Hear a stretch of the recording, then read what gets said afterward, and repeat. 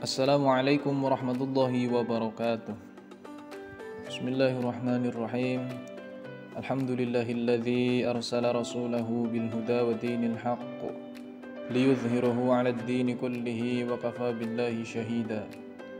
Asyhadu an la ilaha illallah wahdahu la syarika lah wa asyhadu anna Muhammadan 'abduhu wa rasuluhu la nabiyya wa la rasula ba'dah. Allahumma shalli 'ala sayyidina Muhammadin wa ala alihi wa ashabihi wa man tabi'ahum bi ihsanin ila yaumiddin. Amma ba'd, faqad qala Allah ta'ala, a'udzu billahi minasy syaithanir rajim. Bismillahirrahmanirrahim. Ya ayyuhalladzina amanu kutiba 'alaikumus syiyamu kama kutiba 'alal ladzina min qablikum la'allakum tattaqun. Al-ayah, shadaqallahul azim. Ma'asyiral muslimin, asatidzah yang dirahmati oleh Allah dan yang senantiasa kami muliakan, marilah kita tidak henti-hentinya haturkan puji syukur kehadirat Allah Subhanahu wa taala atas segala limpahan nikmat, rahmat, taufik, hidayah dan inayahnya kepada kita semua, sehingga sampai detik ini kita masih diberikan kesempatan dan diberikan kemampuan untuk melaksanakan ibadah puasa Ramadan dalam keadaan sehat walafiat. Dan tidak lupa pula banyak di sana saudara-saudara kita yang belum bisa menikmati indahnya ibadah di bulan Ramadan seperti puasa ataupun sholat tarawih yang seperti halnya kita semua laksanakan, mungkin karena tertimpa musibah atau sedang sakit. Semoga Allah angkat musibahnya dan penyakitnya sehingga bisa menikmati bulan Ramadan seperti halnya kita semua yang diberikan kesehatan dan keamanan oleh Allah Subhanahu wa taala. Amin amin ya rabbal alamin. Shalawat ma'assalam semoga tetap tercurah limpahkan keharibaan Nabi Agung Nabi Muhammad sallallahu alaihi wasallam, Nabi yang senantiasa kita harapkan syafaatnya kelak di hari kiamat. Ma'asyiral muslimin rahimakumullah, dalam Quran surah Ali Imran ayat 97 Allah berfirman yang bunyinya seperti ini, potongan ayat. Bismillahirrahmanirrahim. Walillahi 'alan nasi hajjul bait. Walillahi 'alan nasi hajjul bait. Yang artinya adalah kewajiban beribadah haji bagi manusia itu pada Allah. Intinya manusia diwajibkan untuk beribadah haji karena Allah. Nah, di situ ada lafaz an-nas. An-nas itu kalau kita cari dimanapun artinya adalah manusia. Nah, manusia ini kan umum. Siapa saja asal dia berwujud manusia pasti dikatakan manusia. Orang yang di Indonesia juga dikatakan manusia, orang yang di Timur Tengah juga dinamakan manusia, orang di Afrika juga dinamakan manusia. Laki-laki itu juga manusia, perempuan itu juga manusia. Kemudian orang yang sehat juga manusia, orang yang sedang sakit juga manusia. Orang Islam juga manusia, orang Kristen, Nasrani, orang Yahudi dan lain-lain juga manusia. Akan tetapi yang dikehendaki ayat ini adalah bukan seperti itu. Ada makna khusus yang Allah maksudkan di dalam ayat ini. Yang dimaksud manusia di situ bukan manusia secara umum, akan tetapi manusia yang memang sudah mencukupi syarat-syaratnya untuk melaksanakan ibadah haji. Contohnya adalah manusia muslim, kemudian mukmin, kemudian mukallaf. Nah, itu baru Allah mewajibkan haji bagi manusia yang demikian itu. Nah, inilah menariknya lafaz-lafaz di dalam Al-Quran. Maka itu ketika kita ingin mengambil hukum dari Al-Quran, maka kita harus tahu bagaimana mekanisme kebahasaan di dalam Al-Quran itu bisa berpengaruh kepada hasil hukumnya, hukum yang dihasilkan. Nah, kami akan bahas di sini menarik, yaitu terkait dengan lafaz-lafaz di dalam Al-Quran sesuai dengan cakupannya, dari segi cakupan. Yaitu kami dapatkan ada 4. Ini di dalam Ulumul Quran itu ada banyak sebenarnya, cuma kami ambil 4 untuk meringkas saja. Yang pertama adalah lafaz am, yang kedua lafaz khas, yang ketiga lafaz mutlak, dan yang keempat adalah muqayyad. Nah, kita ke yang pertama dulu adalah lafaz am. Am atau umum, kalau kita ingin lebih mudah lagi memahami. Am itu umum.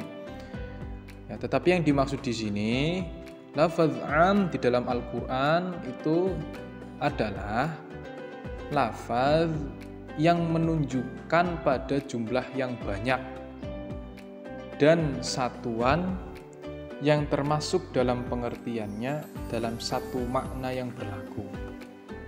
Ya. Atau bisa kita permudah lagi pengertiannya adalah lafaz yang dimaksud dengan lafaz am adalah lafaz yang tidak mengandung arti yang lain lah, intinya tidak mengandung arti yang lain. Artinya adalah sesuai dengan apa yang diinginkan oleh lafaz itu, tidak menggantikan makna-makna yang lain. Bahkan mustarok itu juga tidak. Mustarok itu makna yang bersekutu itu tidak. Jadi itu ya itu. Gampangnya, mudahnya seperti itu. Nah, singkat saja, lafaz-lafaz yang tergolong lafaz am ya, itu ada banyak klasifikasinya.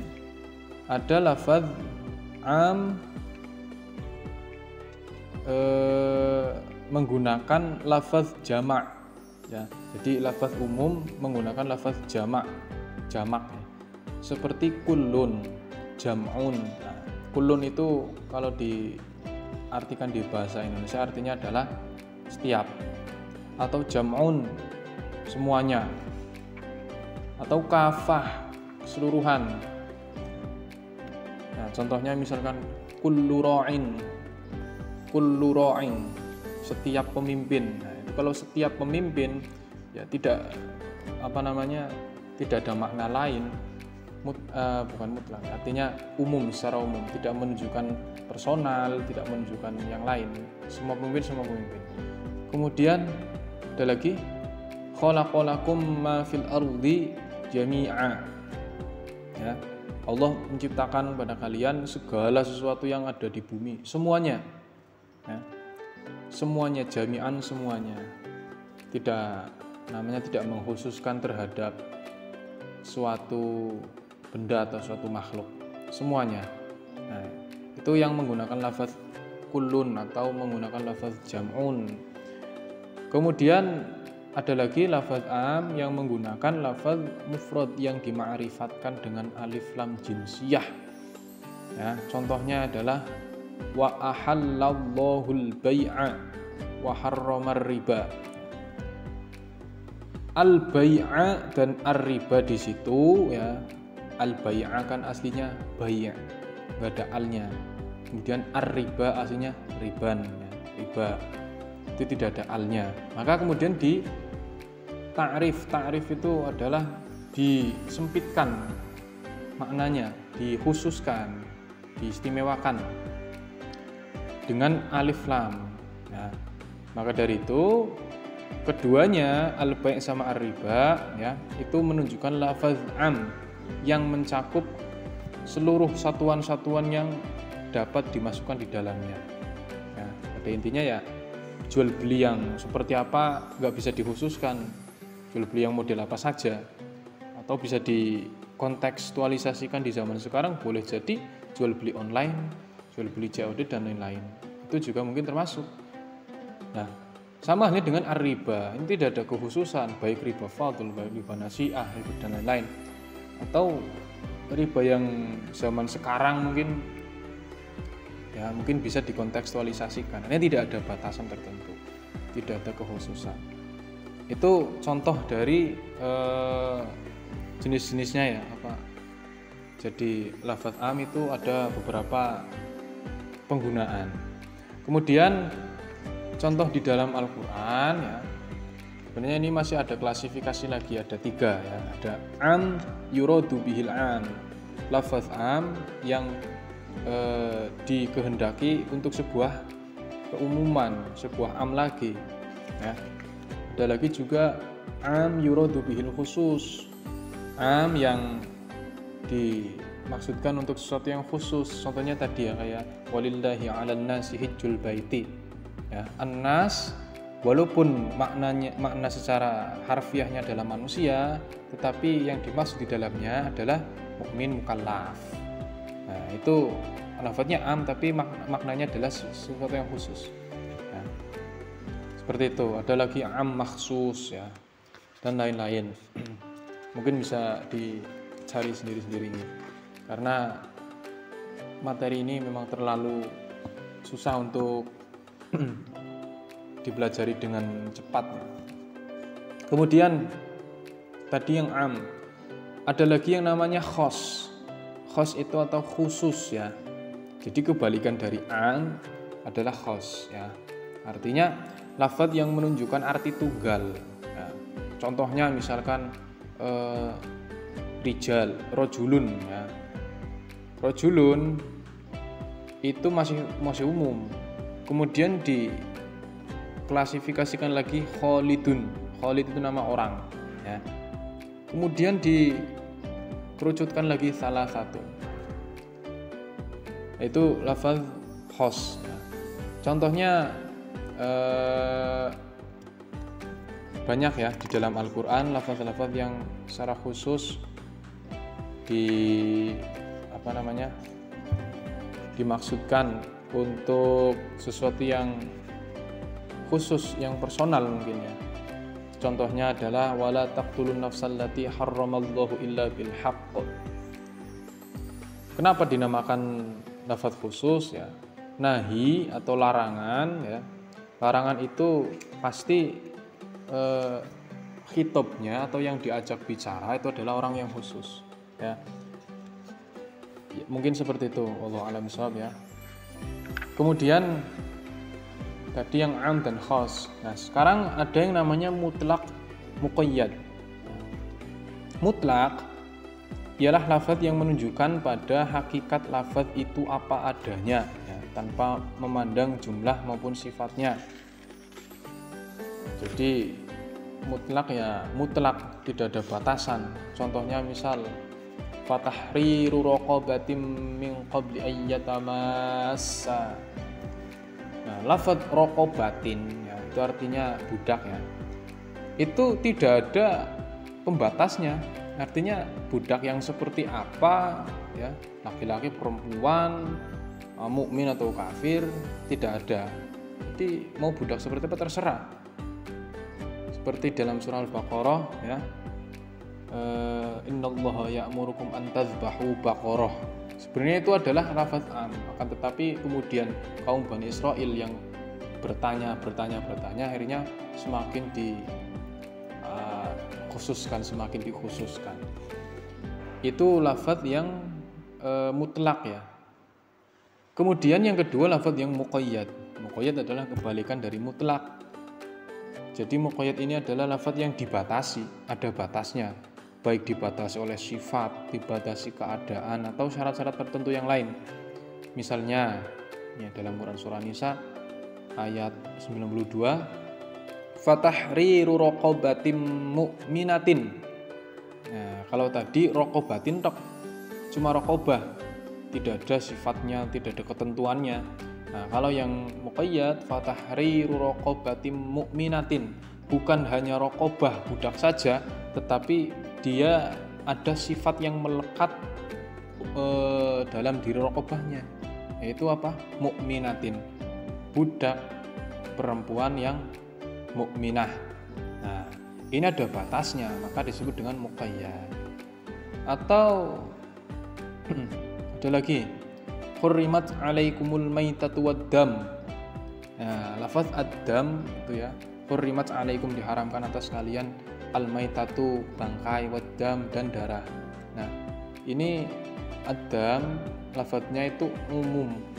Lafaznya bukan umum. Tadi kalau dikembalikan mutlak. Jadi darah. Ya, entah itu darah yang seperti apa, yang penting darah. Nah, ini tergolong kalimat mutlak. Tetapi ada di ayat yang lain ya. Qul la ajidu fima uhiya ilayya muharraman ala ta'imi yat'amuhu illa an yakuna maitatan aw daman masfuhan.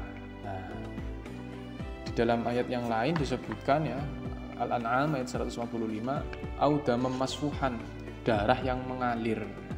Ini berarti darahnya sudah dilekatkan sifat terhadapnya, yaitu mengalir. Nah, dari itu ini disebut dengan muqayyad. Ma'asyiral muslimin rahimakumullah. Ya, demikian itu kita pelajari bersama ulumul Quran, ilmu-ilmu Al-Quran ya, sedikit saja, semoga bisa bermanfaat bagi kita semua dan semakin mempertebal kecintaan kita terhadap Al-Quran dan semakin ingin menggali apa yang ada di dalam Al-Quran, mempelajari seperti itu. Mungkin hanya itu yang dapat kami sampaikan. Tentunya banyak sekali kesalahan, banyak sekali kekurangan, mohon maaf yang sebesar-besarnya. Ihdinas siratal mustaqim. Subhanakallahumma wa bihamdika asyhadu an la ilaha illa anta astaghfiruka wa atubu ilaik. Wassalamualaikum warahmatullahi wabarakatuh.